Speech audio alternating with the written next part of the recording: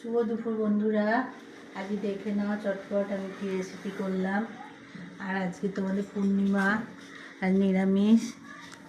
এই দেখো ভাত করেছি, আর এই দেখো বেগুন ভাজা,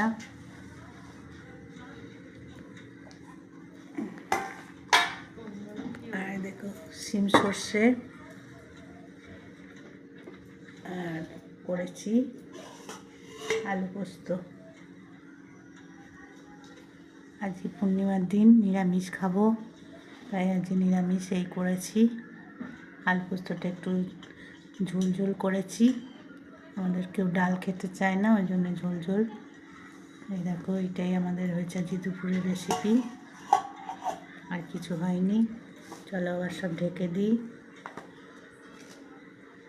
আমার ভিডিওটা নিয়ে ভালো লাগলে তোমরা আমার পাশে থেকো, আর না ভালো লাগলেও আর কিছু বলার নেই।